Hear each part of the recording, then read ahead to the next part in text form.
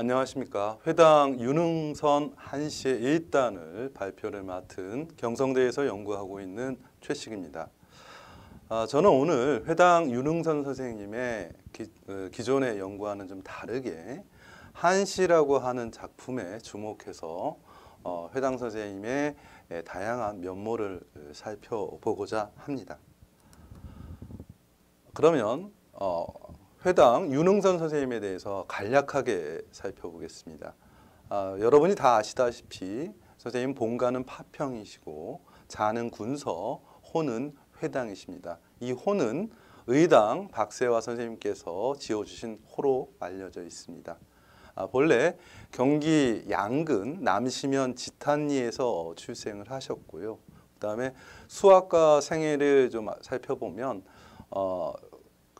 만 40세에 의당 박세화 선생님을 만나기 전까지는 조부이신 지탄공에게서 가학을 전수받은 것으로 알려져 있습니다. 그런데 40세 때에 의당 선생님을 만난 이후로 학문의 큰 전환점을 맞이하게 되고 큰 발전을 이루었습니다. 그래서 의당 학파에 있어서 적전이라 부르고 있습니다. 그리고 또 하나 중요한 대목이 의당 선생님이 이제 월악산 아래에 용화구곡을 설정을 하시고 강학을 하신 바 있는데 그때 의당 선생님 옆에서 용화동에서 함께 생활하셨고 그 이후에는 운곡서원에서 또 강학을 하셨습니다. 그래서 이 용화구곡과 운곡서원은 시문을 창작하는 공간이자 또 후학을 양성하는 강학의 공간으로 사용되고 있었습니다. 그리고 또 윤흥선 선생님을 생각할 때 꼭 잊지 말아야 할 것이 이제 학통의 문제입니다. 그래서 윤흥선 선생님은 이제 주자를 어떻게 표현했냐면 후세 공자다 이렇게 표현하셨고 또 율곡이 선생을 후세 주자다라고 아주 높이셨습니다. 그래서 본다면 주자의 학문이 율곡에게 전해지고 또 율곡의 학문이 우암 송시열에게 전해지고 또 우암 송시열의 학문이 노조 오이상, 그다음 매산 홍직필, 그다음 의당 박세화 선생님까지 계승이 되고 그걸 이제 회당 선생님이 계승했다고 보시면 될 것 같습니다. 그리고 지금 현존하는 저서는 회당집 8책이 있습니다. 본집이 14권 7책이고 그다음에 부록이 2권 1책의 규모입니다. 10여 년 전에 내재문화연구소에서 다시 중간을 한 게 현재 여기저기에 보관되어 있습니다. 회당 윤흥선 선생의 학문과 평가를 보면 의당 선생님한테 수학한 것과 그걸 계기로 해서 이때 큰 전환점을 맞이합니다. 그래서 의당 박세화 선생님은 어떤 식으로 이야기했냐면 도에 나아가는 쓰임이 짝할 사람이 없다. 그래서 한마디로 말해서 활보진출하라고 말할 수 있다라고 말씀하셨고 그걸 또 회당 선생님은 내가 의당 박세화 선생님을 만나지 않았다면 일평생을 아주 헛되이 혹은 잘못 살 수도 있었겠다라고 표현할 정도였습니다. 그리고 이후에 회당 윤흥선 선생님은 의암 유인석 선생님을 만난 적이 있습니다. 그때 의암 선생님은 어떤 식으로 이야기했냐면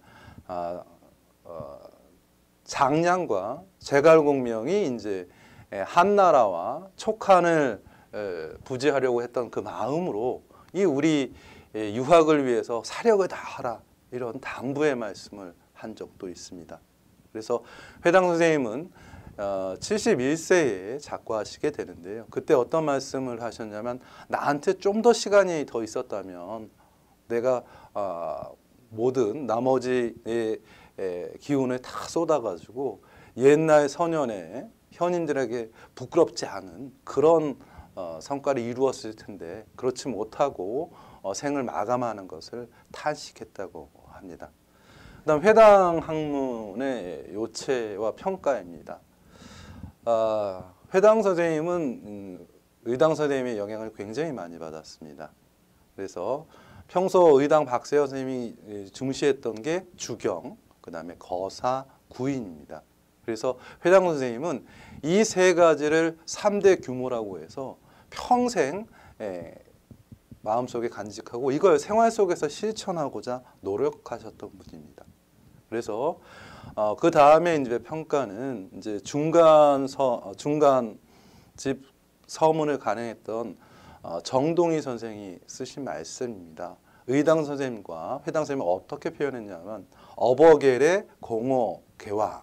그래서 개왕계례라고 하는 이 말은 본래 공자의 업적을 표현한 대목입니다. 그래서 공자는 이전 성인의 업적을 계승하고 또 후학을 양성하는 그런 뛰어난 업적을 갖고 있는데 계례의 업적은 의당 선생님이 하셨고 또 이전에 학통을 계승한 회당 선생님은 개왕이라고 표현하고 있습니다. 그리고 일반적으로 의당 학파에서는 그 회당 윤흥선 선생님을 그 공자 문화의 72제자가 있는데 그 중에 단표누왕이라고 하는 아주 가난한 삶 속에서도 안빈낙도하면서 살았던 그리고 또 학문하는 걸 아주 좋아했던 안현에게 견주고 있습니다. 그렇듯이 회당 선생님은 시에서도 등장하는 내용인데요. 일단사 일표음 그 단표누왕이라고 하는 그 대표적인 가난한 삶 속에서도 학업을 게을리하지 않으신 대표적인 분이라고 할 수 있습니다.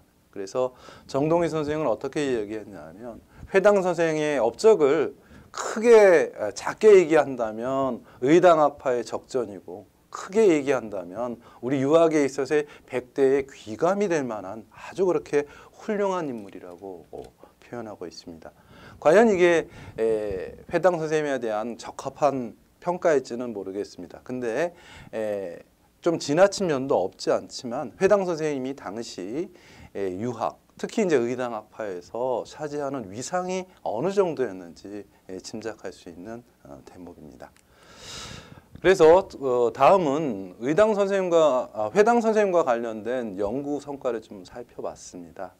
지금까지 연구는 크게 두 방향에서 이루어졌습니다. 의당 혹은 의당학과 관련된 쪽에서의 연구와 그 다음에 회당, 윤흥선 선생님에 대한 연구 크게 두 가지로 볼 수 있습니다. 그래서 의당 혹은 의당학파에 있어서의 적전과 계승이라는 측면에서 많은 논문들이 있지만 강민구 선생님, 그 다음에 정경훈 선생님, 신유한 선생님의 작품이 대표적인 경우라고 할 수 있습니다. 이와는 달리 회당 윤흥선 선생님에 집중해서 한 연구도 있습니다. 대부분의 연구는 선생님의 학문과 사상이라고 하는 어떻게 보면 이제 도학자적인 관점에서 회당 선생님을 바라보는 관점입니다.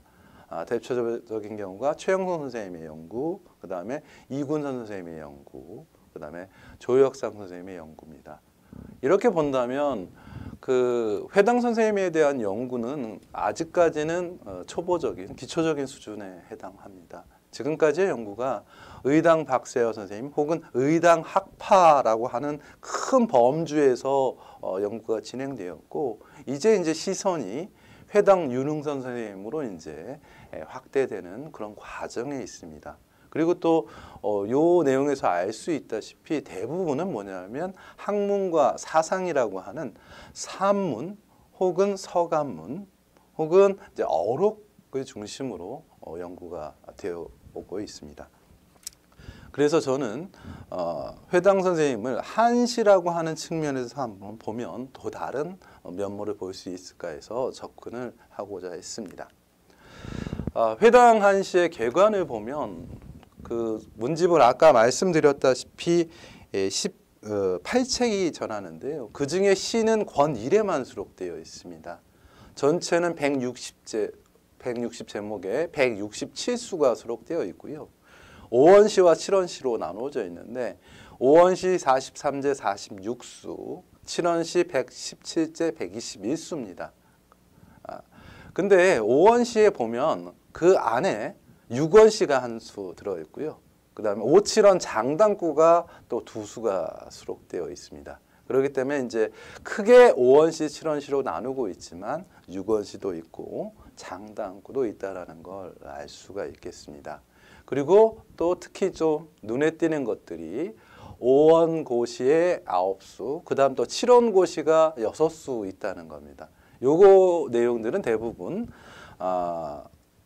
그 의당 문인들과 더불어 강학하면서 시를 창수한 경우, 특히 이제 고시 같은 경우에 회당 선생님의 어떤 사상이라든가 학문적 내용을 표현한 대목들이 자주 등장한다는 걸 알 수 있습니다. 그렇게 본다면 이제 회당 선생님을 우리가 기존의 그 도학가의 면모가 아닌 또 다른 한시를 창작하고 시문을 창작한 그런 문장가적인 측면에서 본다면 먼저 살펴봐야 될 것이 도와 문에 대한 관계입니다. 일반적으로 이제 조선 전기에 도문관에 대해서 이제 많이 언급을 하는데요. 그래서 일반적으로 이제 도학가들의 문장론은 제도론이라고 해서 문장이라는 것은 도를 싣는 그릇이다라고 표현을 해왔습니다. 그래서 회당 선생님이 도문관을 좀 살펴보고 또 다른 면은 이제 그렇다면 회당 선생님의 삶은 그럼 어떤 삶이었나 한번 되새기는 작품 한번 보도록 하겠습니다. 도문관하고 관련되는 작품이 이제 다음에 소개해 드릴 내용인데요. 그냥 해석만 제가 좀 살펴보도록 하겠습니다. 세상 사람들은 학문을 한다고 글을 대부분 많이 배워서 성과 도가 그 애초에 풍부되었음을 알지 못한다. 그래서 글을 배우다 보니까 글을 배우는 것을 배운다고 여기니 어찌 도를 알겠는가?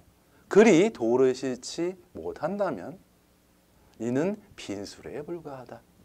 한마디로 전형적인 제도론의 입장에서 문학을 글을 보고 있습니다.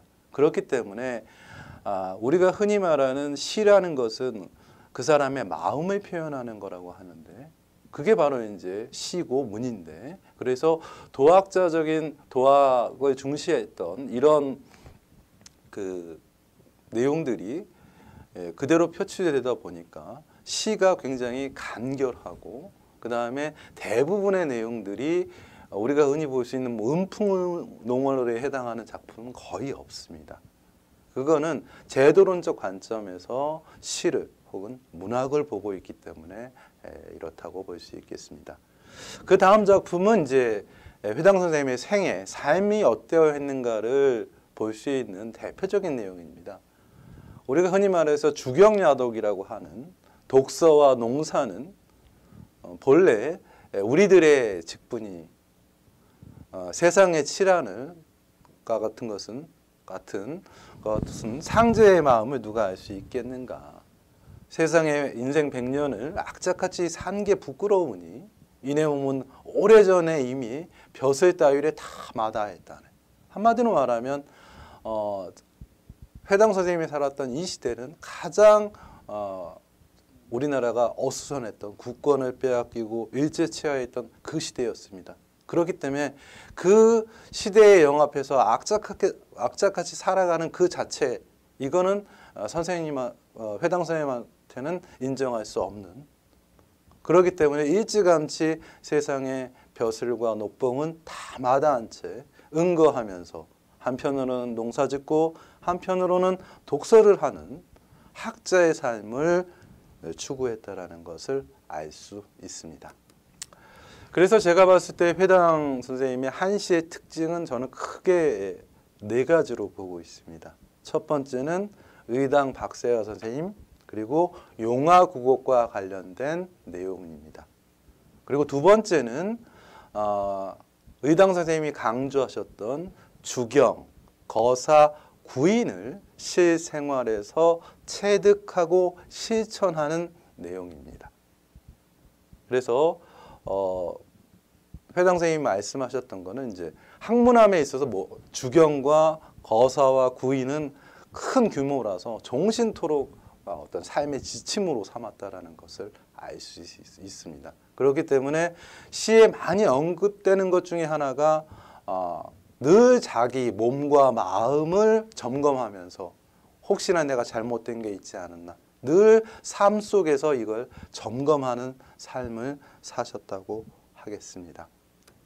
세 번째는 포경, 포슬이라고 하는 건데요. 포경이라는 건 경서를 끌어안는 거고 포슬은 무릎을 끌어안는다는 말인데요. 본래 포경이라는 말은 주희의 백록동부에 나오는 이야기입니다. 그래서 그 위대하도다, 크도다 훌륭한 선비들이 경서를 끌어안고 와서 모이는도다 해서 이제 경서를 끌어안고 학문하는 그 대목의 표현이고요. 그래서 포경의 경이 무엇인가 자주 언급이 나오는데 이 경은 정확히 말하면 회당 선생님 앞에 글에 있어서는 춘추입니다. 그래서 여기는 이제 인경이라고 많이 표현하는데요. 그래서 춘추가 이제 기린이 나타나고 나서 이제 춘추를 저었다고 해서 즉 춘추가 중요한 게 이제 춘추필법이라고 해서 춘추에서 가장 중요시하는 게 존화양입니다. 즉 중화를 받들고 오랑캐 이적을 물리친다. 그래서 당시 국권을 일제에 빼앗긴 그 상황을 염두에 두고 본다면 회당 선생님이 말씀하시는 경서는 춘추라고 보여집니다. 그리고 포슬이라고 하는 말은 본래 제갈량의 양보음이라고 하는 글에서 나오는 대목인데요. 그래서 매일 아침 저녁으로 조용하게 항상 무릎을 끌어안고 길게 읊조렸다. 즉 포슬이라고 하는 단어는 제갈량을 일명 와룡 선생이라고 하는데 훌륭한 재주를 갖고 있으면서도 세상에 나아가지 못하는 그런 심사를 표현하는 대목이 바로 포슬입니다. 그래서 양보음의 일명 포슬음이라고 하는데 그런 회당 선생님의 심리적인 그 내면을 알 수 있는 단어라고 보여집니다. 그리고 네 번째가 이제 존화양이 숭정벽입니다. 뭐 존화양에는 다 아시다시피 존중화 양이적의 준말이고요. 그 다음에 숭정벽에는 숭정학 벽이단입니다. 그래서 선생님은 어떤 표현을 하시냐 하면 이제 국권을 빼앗기고 난 경술국치 이후의 삶을 어떻게 표현하고 있냐면 이단이 횡행하고 이적이 즉 이적은 이제 거기에서는 시에서는 이제 짐승이라고 표현하는데요. 짐승이 의관을 갖추고 있는 이런 그릇된 세상이다. 이런 표현을 많이 쓰고 계십니다.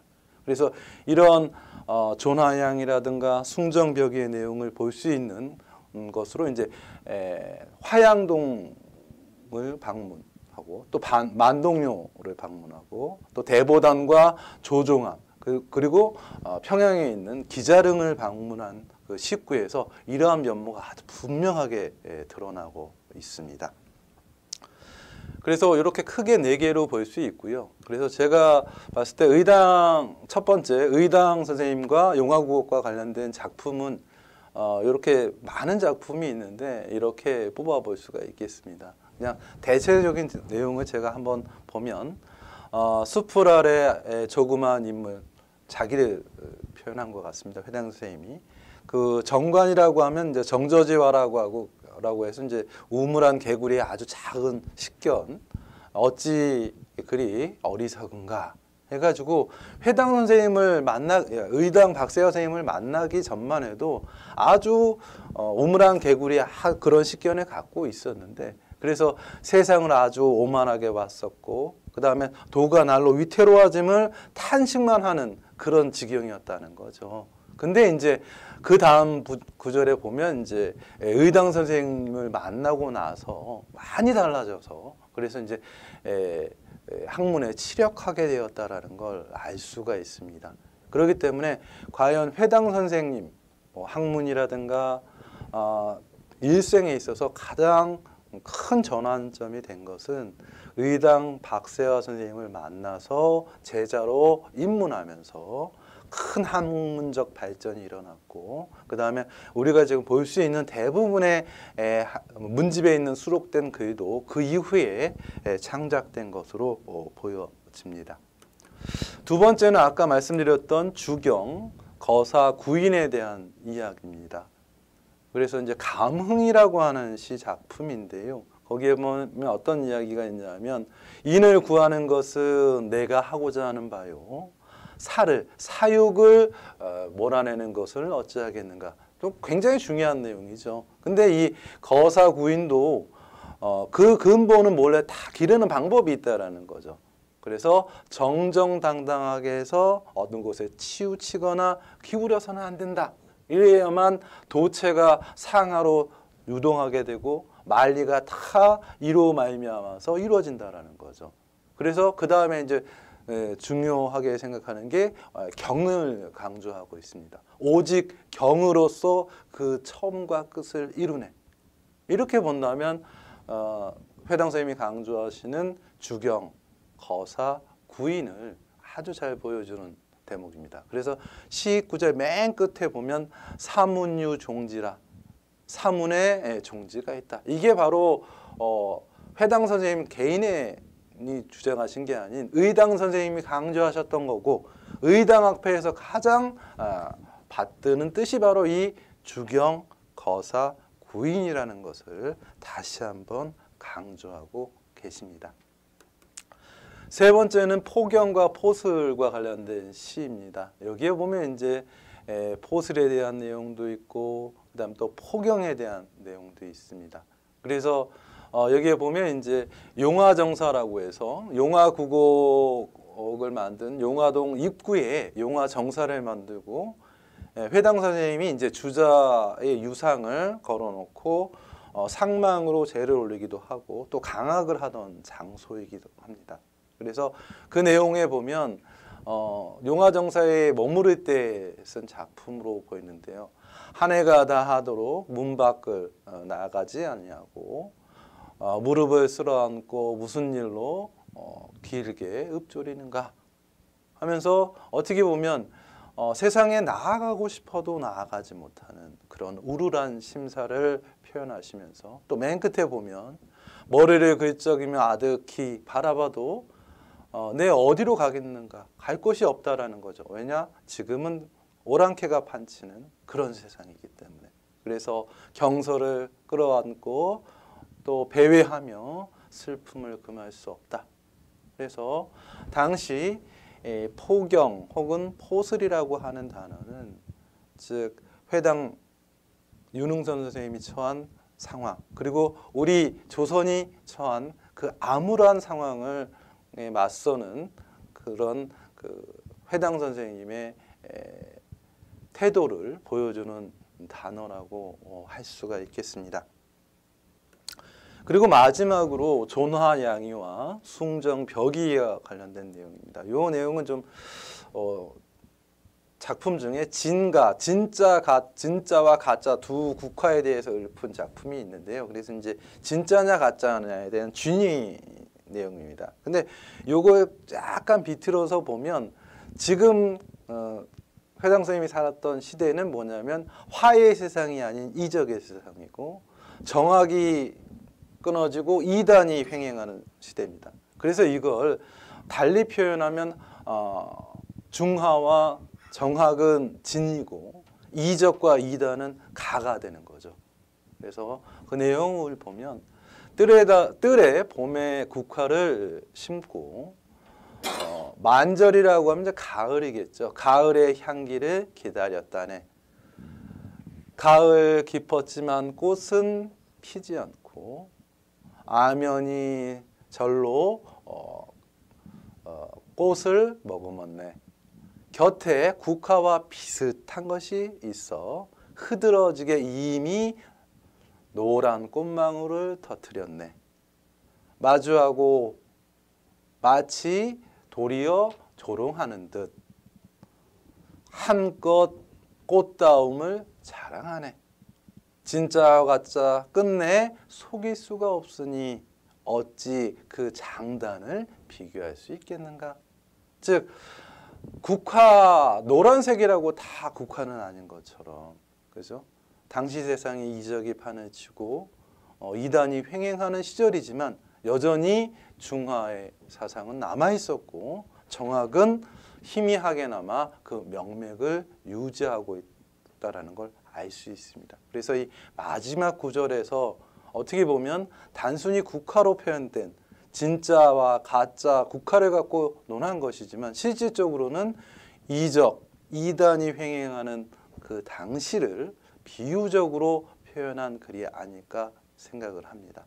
그래서 오늘은 저는 이렇게 회당 윤흥선 선생님의 한시를 가지고 지금까지와 바라보던 관점과는 좀 다른 관점에서 한번 살펴보려고 했습니다. 우리가 과연 회당 선생님을 어떻게 바라봐야 할 것인가? 연구자마다 다 다른 견해가 있을 수 있습니다. 기존에 많은 선생님들이 의당 선생님 혹은 의당 학파의 연속선상에서 회당 선생님을 연구했고 또 회당 선생님의 학문과 사상, 즉 도학자적인 관점에서 또 연구를 진행하셨습니다.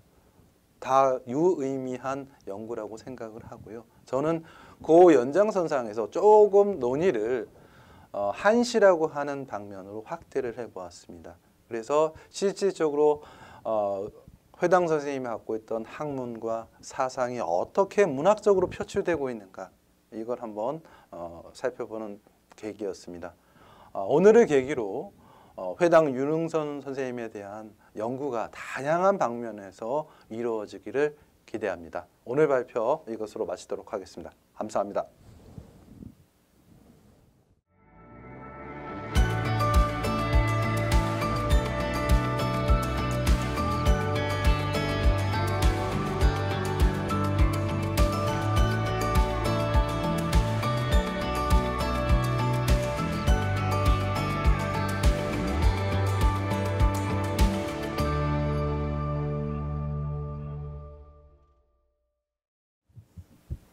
네, 안녕하세요.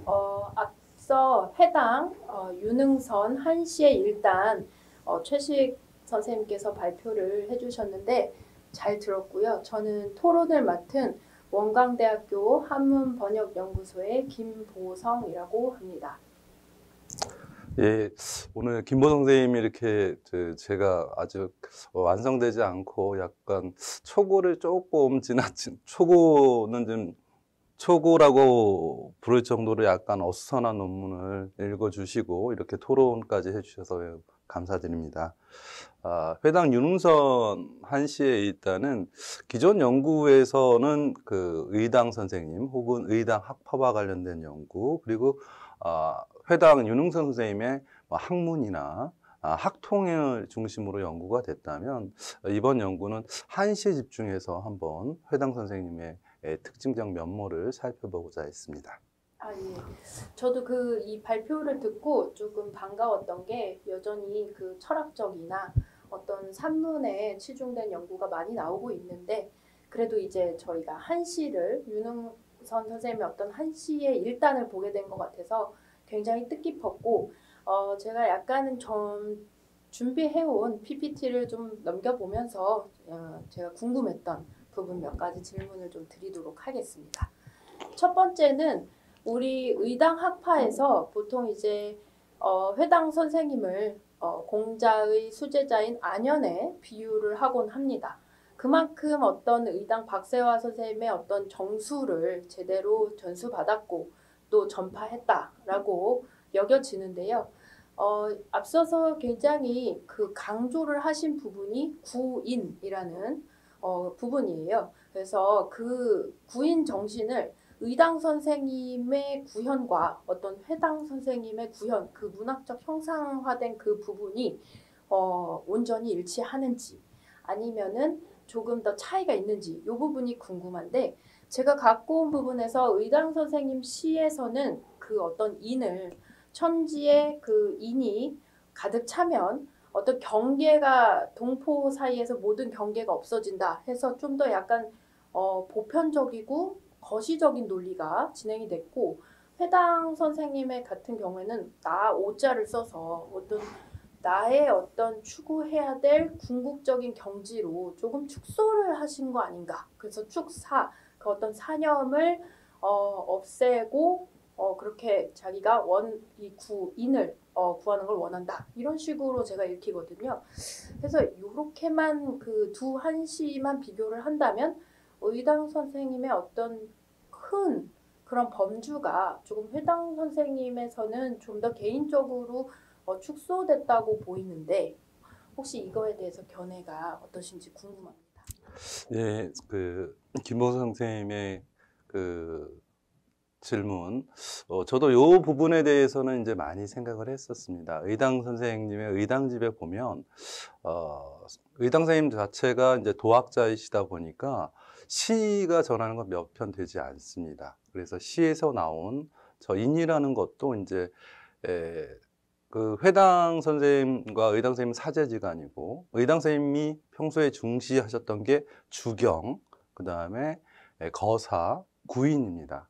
이걸 굉장히 강조하셨고 제자들을 양성하면서도 이걸 굉장히 크게 자주 언급하셨습니다. 그래서 의당 선생님 시에서의 인은 구인의 인의 형태가 어떤 것인가에 대해서 말씀하셨다면, 회당 선생님의 이 시는 주경, 거사, 구인의 그 인을 어떻게 제자된 입장에서 혹은 우리가 현실 속에서 이걸 체득하고 학습할 수 있을까? 그런 측면에서 말씀하고 계신 것 같습니다. 그래서 시의 내용만 보면 의당 선생님의 내용 말씀하신 이는 좀 큰 범주를 말씀하고 계시다면, 회당 선생님의 시에서는 그 의당 선생님이 말씀하신 그 인을 어떻게 체득할 수 있는가, 삶에서 어떻게 구현해야 되는가라고 그걸 강조하고 있다고 보여집니다. 그래서 구인의 개념이 다른 것이 아니라 의당 선생님이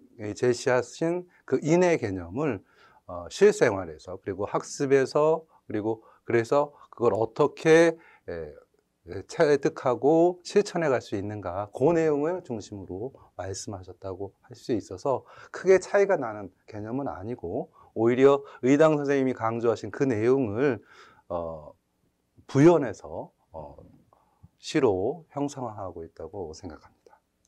예. 선생님 설명을 들으니까 그 선행연구에서 회당 선생님은 실천적인 학자였다라고 풀이했던 게 더 와닿는 것 같습니다. 예, 좋은 설명 감사드리고 두 번째로 제가 또 다른 질문을 한번 해드리겠습니다. 이제 역시 제가 이제 회당 선생님에 대한 글을 정독을 한 편은 아니어서 선행 연구를 좀 많이 본 편인데 거기를 보면 이제 회당 선생님의 어떤 정체성에서 그 교육자에 대한 이야기도 많이 언급이 되는데요. 역시나 회당집을 보면 이 동지 제군들에게 보낸 편지에서 우리가 지금 이렇게 어려운 시기이지만 어쨌든 간에 비극 필택, 뭔가 비참함이 굉장히 지극해지면 뭔가 또 화평함이 오고 그 다음에 굴극 필신, 굽힌 게 너무 이제 강해지면 또 펴진다. 이런 논리로 언젠가는 불원복, 머지않아서 다시 회복된다. 그런 논리를 지금 이제 동지들에게 약간 격려차 보내면서 도하게 우리는 매진을 해야 된다라고 강조를 하셨는데요. 그런데 제가 이제 또 어떤 연구들을 보니까 이 회당 선생님은 어떤 뭐 이기설이나 그 당시에 분분했던 어떤 논쟁들에서 본인의 그 글에서 그거를 적극적으로 뭔가 변론하는 글을 쓰진 않고 그냥 이제 좀 들으시는 입장이었고 이거를 좀 어떤 문학적으로 표출을 하지 않았다고 되어 있어요. 그런데 제가 생각하기에 어떤 한시라는 장르는 그래도 좀 더 자신의 내면을 은율과 뭐 함축적으로 드러내는 부분이 있어서 혹시 한시에 우리 회당 선생님이 그 당시에 어떤 시대적인 것에 대해서 본인의 어떤 생각이나 이렇게 해야 된다라는 어떤 계도적인 측면을 좀 많이 담은 작품이 있는지 궁금합니다. 예, 지금 저 회당 선생님이 이제 제 군자들한테 준 저 글과 유사한 내용들이 한시에도 많이 보입니다. 일단 1910년 경술국치를 맞아서 의당 선생님이 순도를 하시죠. 그래서 그 이후에 나라가 이제 한일합방으로 인해서 일제 치하로 들어가면서 어떻게 보면 비태에 있어서 비가 되는 거고 굴신에 있어서 굴의 세상이 됩니다. 그래서 이건 인력으로 할 수 없는 거다. 근데 언젠가는 나라를 회복할 날이 있기 때문에 그때를 기다려서 우리가 계속해서 도학에 매진해야만 지금 중국 같은 경우도 그 만주족이 차지한 청나라가 차지해서 그 중화의 화가 없어졌는데 그 화가 우리가 조선이 그걸 계속 유지하고 있었는데 지금 현재는 일제에 의해서 빼앗긴 상태지만 언젠가는 회복될 것이다. 그렇기 때문에 후학들은 도학에 매진해서 그날을 대비해야 된다라는 말씀을 여러 군데서 말씀하고 계십니다. 그래서 글쎄요, 이게 저는 계도적인 측면인가 좀 애매하기는 합니다. 근데 도학자로서 과연 그 당시에 할 수 있었던 것이 무엇인가. 그래서 한시의 여러 내용들을 보면 비록 그 남들한테는 광인 혹은 광부, 관객이라는 표현을 자신에게 쓰고 있거든요. 어떻게 보면 이제 시대에 영합하지 못하고 은거하면서 경전을 읽고 언젠가 회복될 것을, 도가 회복되고 나라가 광복되기를 기원하는 마음을 작품으로 많이 표현하고 계신데요. 그런 측면에서 그 내면을 표현한 작품들이 다수 있습니다. 그래서 그건 어떻게 보면 특히 이제 도학자이시다 보니까 일부러 시를 문인과는 좀 다르게 필요에 의해서 쓴 작품들이 대부분입니다. 그래서 누가 방문해서 대화를 하다가 시를 짓기도 하고 혹은 저런 식으로 어떤 강회나 강학에 해서 후학들에게 어떤 가르침을 내리면서 우리가 어떻게 살아가야 되는가에 대한 어떤 삶의 지침이라든가 이런 거를 표현한 작품들이 다수 있다고 보입니다. 네, 혹시 설명을 해주신 걸 듣다 보니까 지금 어떤 연구가 어찌 보면 균형이 조금 산문 쪽에 치우친 것이 지금은 약간 이런 한시들도 그런 그 상호 보완적으로 그런 내용을 담고 있기 때문에 우리 회당 선생님의 한시 역시 중요하게 보고 좀 연구가 더욱더 많이 되기를 바라면서 선생님의 이런 글이 그런 계기를 마련할 것이라고 저는 믿어 의심치 않습니다. 자, 여기 지금 이제 세 번째로 약간 질문을 드릴 거는 제가 좀 공부를 하다가 좀 궁금한 점이라서 이제 좀 질의를 드리는 건데 지금 하단에 이 원문 있는 부분이 바로 이제 매일신보 1916년 9월 10일자의 기사입니다. 거기 보면 우리 그때 매일신보에는 항상 이제 좀 시단에 어떤 그 시들을 좀 연작시라든가 이런 것들을 다 수록을 하는 그런 경향이 있었는데요. 저기 보시면 회당 선생 과방 해서 어떤 회당 선생이 찾아왔을 때 처음 시는 회당 선생님이 지으시고 쭉 이제 그 다른 문인들이 창수격으로 이렇게 시를 지은 걸 보이고 마지막에 위암이면 저희 장지연이죠. 네. 그 장지연의 시도 포함되어 있습니다.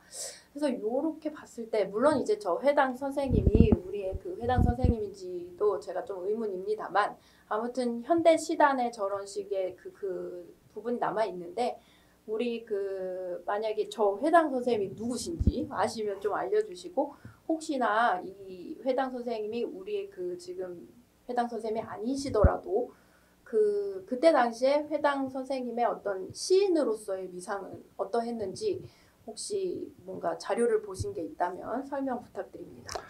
예, 요 자료는 저도 처음 보는 거고요. 오늘 김보성 선생님이 이렇게 소개해 주셔서 또 보게 됐습니다. 일단은 그 내용을 보면 이제 여기에 등장하는 회당 선생님은 그 윤흥선 선생님이 아닌 것 같습니다. 윤흥선 선생님 같은 경우에는 이제 충주 일대나 또 고향이 원래 그 경기 양주 근처거든요. 그래서 서울을 왕래했던 적이 그렇게 많지 않습니다. 그래서 젊은 시절에 그 친척이 서울에 있어가지고 잠시 왕래가 했을 뿐 그 이후에는 달리 왕래한 게 보이지 않고요. 연보를 찾아봐도 그러한 내용은 보이지 않습니다. 그래서 여기에 등장하는 뭐 위암이라든가 해사라든가 그다음에 위관이라든가 이런 분들은 아마 중앙 정계에서 당시 서울에서 계시던 그런 분들이 거로 생각이 되고요. 그래서 또 하나 그 회당 선생님의 어떤 시에 대해서 위상은 어떤가 이렇게 물으셨는데요. 글쎄요, 우리가 회당 선생님을 시인이라고 해야 될지 문학과, 문장가라고 해야 될지 도학가라고 해야 될지 하면 아마 도학가라고 말씀드릴 수 있을 것 같습니다. 실질적으로 문집 안에서 권일에 수록된 시가 전부이거든요. 그래서 오원시, 칠원시라고 해서 하는 그게 전부이기 때문에 그리고 그 내용조차도 굉장히 아까 말씀드렸던 거사, 구인, 주경, 그리고 뭐 극기, 복례, 존화, 양이, 그다음에 숭정, 벽이 같은 그런 어떻게 보면 그 당시에 개업화하고는 그 반대적인 입장에 있던 그런 논리를 굉장히 중시하고 계십니다.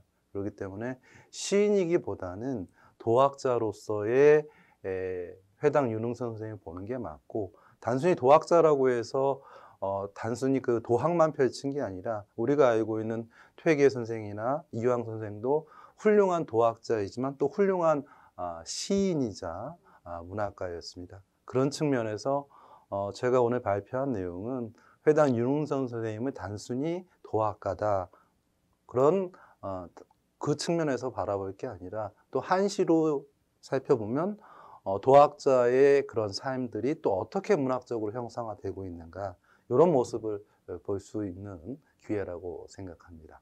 예. 예. 좋은 말씀 감사합니다. 그 발표를 해주신 걸 들었음에도 불구하고 여전히 이 편견에 사로잡혀서 어쨌든 간에 회당 선생님을 너무 도학자 아니면 시인, 문학가 이렇게 좀 양분을 했던 게 좀 부끄럽습니다. 네, 그래서 이것으로 저는 뭔가 준비한 질의는 마쳤는데, 혹시 현대에서 회당 선생님의 어떤 그 핵심은 다 짚어주셨지만 우리가 이제 회당 선생님께서 말씀하신 것 중에 가장 좀 되새길 만한 그런 가치 이런 거 좀 요약을 해주시고 저희의 토론을 좀 마무리했으면 합니다. 예, 김원순 선생님 토론 맡아주셔서 감사드리고요. 제가 드리고 싶은 거는 이제 기존에 지금 연구가 의당 선생님 혹은 의당 학파로서의 회당 윤흥선 선생님을 봤는데, 그뿐만 아니라 윤흥선 선생님도 또한 그 후학 양성에 굉장히 매진하셨습니다. 그래서 윤흥선 선생님 한 분만으로도 훌륭한 또 연구가 될 수 있다고 생각을 합니다. 그래서 의당 선생님으로 시작된 이러한 연구 결과들이 점차 옆으로 확대돼서 회당 윤흥선 선생님이라든가 또 직당 심영국 선생님까지 이렇게 연구 범위가 확대되는 날이 오기를 바라고 있습니다. 예, 감사합니다. 네, 고맙습니다.